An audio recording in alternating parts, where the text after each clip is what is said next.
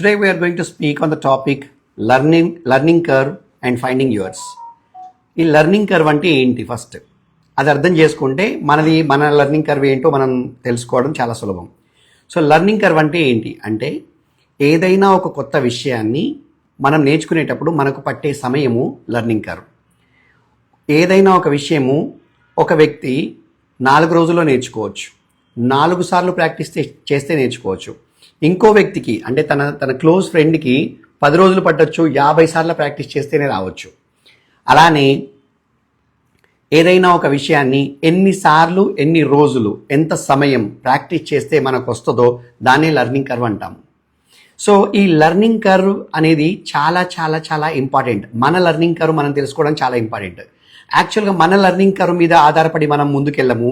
మనకు జరుగుతున్న ప్రాబ్లం ఏంటంటే మనం వేరే వాళ్ళ లెర్నింగ్ కర్వ్తో లెర్నింగ్ కర్వ్ని కంపేర్ చేసుకొని మన లెర్నింగ్ కర్వ్ మనం తెలుసుకోలేక మనం చాలా విషయాల్లో నేర్చుకోవడానికి గివప్ చేసేస్తాం. ఫర్ ఎగ్జాంపుల్, మీరు ఒక డ్రైవింగ్ నేర్చుకోవాలి, వేరే వాడు టక్కాన డ్రైవింగ్ నేర్చుకొని ఫటాఫట్ డ్రైవింగ్ నేర్చుకొని ఒకటేసారికి డ్రైవింగ్ నేర్చేసుకొని లేదా ఎలాంటి హెల్ప్ లేకుండా ఎవరి సపోర్ట్ లేకుండా వాడు కార్ తీసుకొని మీ ఫ్రెండ్ మీ కళ్ళ ముందే కార్ తీసి అలా వెళ్ళి నడిపేసి రైట్ డ్రైవింగ్ లైసెన్స్ తెచ్చుకొని కారు కొనుక్కొని కార్ డ్రైవ్ చేస్తుంటే ట్రాఫిక్లో బాగా మేనోవర్ చేస్తుంటే మన లెర్నింగ్ కర్వ్ ఏంటో మనకు తెలియదు, మనం ప్రాక్టీస్ చేయలేదు. వాడు చాలా ఫాస్ట్గా చేశాడు, మనం అలా చేయలేకపోతున్నామని మనకు తెలుస్తుంది. కాబట్టి మనం వెంటనే బెంబేలెత్తిపోయి మన కాన్ఫిడెన్స్ దెబ్బడిపోయి మనం అసలు దాన్ని ఇంకా మనకు రాదు కార్ డ్రైవింగ్ అంటే మనకు ఒక భయాన్ని పెంపొందించుకుంటాము. కానీ యాక్చువల్గా చేయాల్సింది ఏంటి? మీ లెర్నింగ్ కర్వ్ ఏంటో మీరు చూసారా? మీ లెర్నింగ్ కర్వ్ ఏంటో మీరు అసలు తెలుసుకున్నారా? తెలుసుకోలేదు. వేరే వాళ్ళ లెర్నింగ్ కర్వ్ చూశారు. ఇదే మీరు చిన్నప్పుడు ఇది తీసుకుంటే కనుక ఒక 8th టేబుల్లో, ఒక 12th టేబుల్లో అంటే 12వ ఎక్కం 13వ ఎక్కం అంటాంగా ఆ నేర్చుకునేటప్పుడు క్లాస్లో మాస్టర్ నేర్పిస్తాడు. నేర్పించగానే మనందరం ఏం చేస్తాము? టకటకా ప్రాక్టీస్ చేస్తాము. మన క్లాస్లో ఎవడో ఒకడు ఉంటాడు టాపరు, వాడు ఒకటేసారికి నేర్చుకుంటాడు. ఒకసారి ఇలా చదివేస్తాడు, 12 ఎక్కం 12, 12 2 24 ఇలా చదివేస్తాడు. చదివేసి మాస్టర్ గారు నాకు వచ్చేసిందని చెప్పి వాడు టకటక అప్పచెప్పేస్తాడు సరికి. మనం అప్పటికి అసలు 12వ ఎక్కం అంటే ఏంటో 12 × 1 = 12 అని అర్థం చేసుకోవడానికి మనకి ఇంకా టైం పడుతుంది అనుకో, అయిపోయింది మన పని. మనకేమో ఇది ఇంకా చదవడమే పూర్తి కాలేదు, అవతలి వాడేమో కంప్లీట్ చేశాడు. ఇప్పుడు మన లెర్నింగ్ కర్వ్ తెలుసుకునే అవకాశం మనం వదిలేసి మన లెర్నింగ్ కర్వ్ ఏంటో మనం తెలుసుకోవాల్సిన ప్రయత్నం వదిలేసి పక్కవాడిని చూసి మనకు లెర్నింగ్ రాదని, మనకు లెక్కలు రావని, 12వ ఎక్కం చాలా కష్టమని, లెక్కలు చాలా గొట్టని, చాలా ఇబ్బంది అని, చాలా హార్డ్ అని రకరకాల భాషల్లో అనుకొని మనం భావించి మనం అసలు లెక్కల్ని వదిలేస్తాం అండ్ మనం డిరైవ్ చేస్తాం.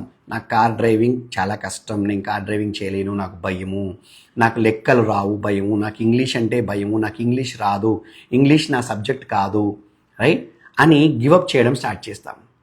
కాదు, లెర్నింగ్ కర్వ్ అంటే వేరే ఎటువైపు చూడకుండా మనకు ఒక విషయాన్ని నేర్చుకోవడానికి ఎంత సమయం పడుతుందో, ఎన్నిసార్లు ప్రాక్టీస్ చేయాలో అన్నిసార్లు ప్రాక్టీస్ చేయడాన్ని మన లెర్నింగ్ కర్వ్ అంటారు. ఫర్ ఎగ్జాంపుల్, ఇదే 12వ ఎక్కం తీసుకుంటే 12th టేబుల్ తీసుకుంటే నాకు 141 సార్లు చదివితే 12th టేబుల్ వస్తుంది అనుకో. నేను ఒక్కసారి చదివి, 2 సార్లు చదివి, 3 సార్లు చదివి, 10 సార్లు, 50 సార్లు, 100 సార్లు, 120 సార్లు, 130 సార్లు, 140 సార్లు, 141 సారి వరకు చదివితే నాకు వస్తే అప్పుడు నేను రాసుకోవాలి. నాకు ఒక టేబుల్ నేర్చుకోవడానికి పట్టే practice 141 times reading it, or 141 times writing it, or 141 times reading and writing it for example. అప్పుడు మనకు అర్థమవుతుంది. అయితే ఈ లెర్నింగ్ కర్వ్ యొక్క గొప్పతనం ఏంటంటే గివప్ చేయకుండా మనం ఒకసారి మన లెర్నింగ్ కర్వ్ ఏంటో మనం తెలుసుకున్న తర్వాత నెక్స్ట్ మళ్ళీ మనం ఇంకొకటి కొత్తది నేర్చుకోవడానికి ప్రాక్టీస్ చేసినప్పుడు మన మెదడు యొక్క కండరాలు బెండ్ అవ్వడం చాలా అలవాటు చేసుకుంటాయి, రెడీగా ఉంటాయి. మనం ఎలా చెప్తే అలా వంగడానికి రెడీగా ఉంటాయి. అప్పుడు రెండవసారి నువ్వు 14వ ఎక్కం నేర్చుకున్నప్పుడు నీకు 141 టైమ్స్ పట్టదు, 130 టైమ్సో, 135 టైమ్సో, 120 టైమ్సో పడుతుంది. దాని తర్వాత నువ్వు ఒక 18వ ఎక్కం నేర్చుకునేటప్పటికీ అది 40కో 50కో అంటే 40 సార్లకో 50 సార్లకో వచ్చేస్తుంది. అదే నువ్వు ఇంకొక కొత్త ఈక్వేషన్ ఆల్జీబ్రాకి వెళ్ళి కొత్తగా ఇంకొకటి నేర్చుకునేటప్పుడు నీకు ఒక 5 సార్లకే వచ్చేస్తుంది. ట్రిగనామెట్రీకి వెళ్ళేటప్పటికి 2 సార్లకే వస్తుంది. సర్కిల్స్కి వెళ్ళేటప్పటికి ఒక్కసారికే వచ్చేస్తుంది. మీ ఫ్రెండ్తో సహా నువ్వు చేసేయచ్చు, ఈజీగా అర్థమైపోతాయి, నువ్వు మ్యాథ్స్లో టాపర్ అయిపోతావు. అదే డ్రైవింగ్ విషయానికి తీసుకుంటే డ్రైవింగ్ నేర్చుకున్నప్పుడు చాలా కష్టం అవుతుంది, కానీ స్విమ్మింగ్కి వెళ్ళేటప్పుడు ఇంకో కొత్త విషయం నేర్చుకునేటప్పుడు చాలా ఈజీ అవుతుంది.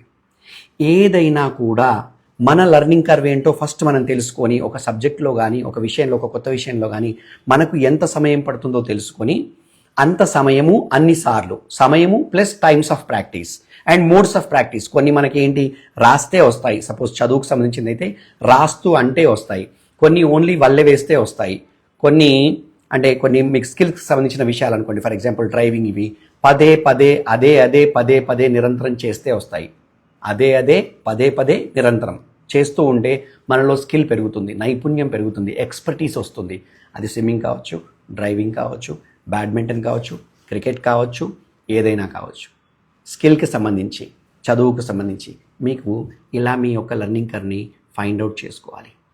ఒకసారి లెర్నింగ్ కర్వ్ ఫైండ్ అవుట్ అయిన తర్వాత, ఇంతకుముందు మనం ఈ టేబుల్స్ ఎగ్జాంపుల్స్లో చెప్పుకున్నట్టు లెర్నింగ్ కర్వ్ అనేది చాలా ఇంప్రూవ్ అవుతుంటుంది. అంటే మనం ఒకటి నేర్చుకోవడానికి పట్టే సమయము, దాన్ని రిపీట్ చేయాల్సిన అవసరము, ఆ నెంబర్ ఆఫ్ టైమ్స్ మనం రిపీట్ చేయాల్సింది నెంబర్ తగ్గిపోతూ మన యొక్క లెర్నింగ్ కర్వ్ పెరుగుతుంది. తొందరగా ఏదైనా నేర్చుకునే శక్తి మన లోపల వస్తుంది. ఎందుకంటే ఆ శక్తి ఆల్రెడీ మనలో ఉంది, మనం జస్ట్ దాన్ని అన్కవర్ చేస్తున్నాం, మనం ఫైండ్ అవుట్ చేసుకొని దాన్ని బయటికి తీస్తున్నాం అంతే. ఇలా చేసుకోవాలి. మీకు ఇదే ఇంకొక చిన్నప్పటి ఎగ్జాంపుల్ చెప్తాను. చిన్నప్పుడు మనం నడవడం ప్రాక్టీస్ చేసినప్పుడు నడవడం వచ్చే వరకు ప్రాక్టీస్ చేసాం, కానీ మధ్యలోనే వేరే వాళ్ళు తొందరగా నడిచారని చెప్పి, మన పక్కింటి అబ్బాయి 10 monthsకే నడిచాడని చెప్పి మనం 10 monthsకి నడవలేకపోతున్నాం అని చెప్పి వదిలిపెట్టము. 12 నెలలైనా 13 నెలలైనా అది పట్టుకొని ఇది పట్టుకొని కింద కూలుతా తూలుతా పాకుతా అంబాడుతా లేస్తా నిలబడతా ఎట్లోకట్లా ఎన్నిసార్లైనా ప్రయత్నం చేసి మనం నేర్చుకొని నడిచి తీరుతాము. అలానే లెర్నింగ్ కూడా అంతే. సో మీ లెర్నింగ్ కర్వ్ మీరు ఫైండ్ అవుట్ చేయండి, వేరే వాళ్ళతో కంపేర్ చేసుకోకండి. మీ లెర్నింగ్ కర్వ్ మీరు ఎంత ప్రాక్టీస్ చేస్తే వస్తుందో, ఎన్నిసార్లు చదివితే వస్తుందో, ఎన్నిసార్లు చూస్తే వస్తుందో మీరు అది తెలుసుకొని ప్రయత్నించి మీ లెర్నింగ్ కర్వ్ని ఫైండ్ అవుట్ చేసి దాన్ని ఇంప్రూవ్ చేసుకొని దాన్ని ఒక గొప్ప స్థాయికి తీసుకొచ్చుకోండి. అంటే చాలా తొందరగా నేర్చుకునే స్థాయికి తెచ్చుకొని మీ కాన్ఫిడెన్స్ని పెంచుకోండి. Thank you so much.